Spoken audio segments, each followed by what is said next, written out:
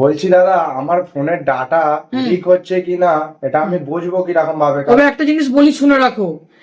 এখন যারা স্মার্টফোন চালাচ্ছ তাদের কিন্তু ফোনের ডেটা থার্ড পার্টি অ্যাপ্লিকেশন এবং গুগল কিন্তু স্টোর করে রাখছে এবং অন্যজনের সঙ্গে শেয়ারও করছে। তো অনেক ক্ষেত্রে তোমরা লক্ষ্য করে দেখবে, তুমি মনে করো কোনো একটা প্রোডাক্ট সার্চ করছো গুগলে, তার কিছুক্ষণের মধ্যেই কিন্তু তোমার সামনে সেই ধরনের প্রোডাক্ট শো করে যাচ্ছে, এটা হয় না? হ্যাঁ, এরকম হয়তো। তো ওটা কিভাবে হয়? গুগল কিন্তু তোমার অ্যাক্সেস নিয়ে রেখেছে, সেগুলো কিন্তু ফোন দিয়ে অফ করা যায় এবং শেয়ার করছে কিনা সেটাও বোঝা যায়। তো এটা কিরকম ভাবে বুঝবো দাদা যে আমার দেখে ডাটা নেবো। লিক হচ্ছে? তো অবশ্যই দেখিয়ে দিচ্ছি, তোমার ফোন থেকে কিন্তু সেই সেটিং গুলো তুমি অফ করে দিলে কিন্তু গুগল তোমার কোনো ডেটা শেয়ার করতে পারবে না এবং প্রাইভেট থাকবে। ঠিক ঠিক আছে, আছে তো চলো দাদা। দেখিয়ে দিচ্ছি, এসো। প্রথমে তোমার ফোনের সেটিং এ চলে আসবে। তো সেটিং এ আসলে দেখবে নিচের গুগল অপশন আছে, গুগলে ক্লিক করে নেবে। এখানে গুগলে ক্লিক করার পরে অল সার্ভিসেস উপর ক্লিক করে দিচ্ছ, দেখবে নিচে নামার পরে দেখবে এখানে পার্সোনালাইজ ইউজিং শেয়ারিং ডাটা।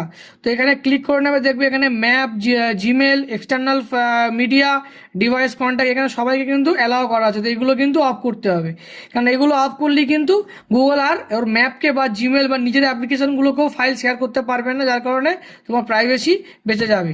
তারপরে এখানে একটা অপশন থাকবে, দেখবে ইউজেস অ্যান্ড ডায়াগনস্টিক। তো এখানে এটাও কিন্তু অফ করে দেবে, দিলেই কিন্তু তোমার ফোনের ডেটা অনেক অংশে খাওয়া কমে যাবে এবং তোমার প্রাইভেসি লিক হওয়া বন্ধ হয়ে যাবে। ঠিক আছে।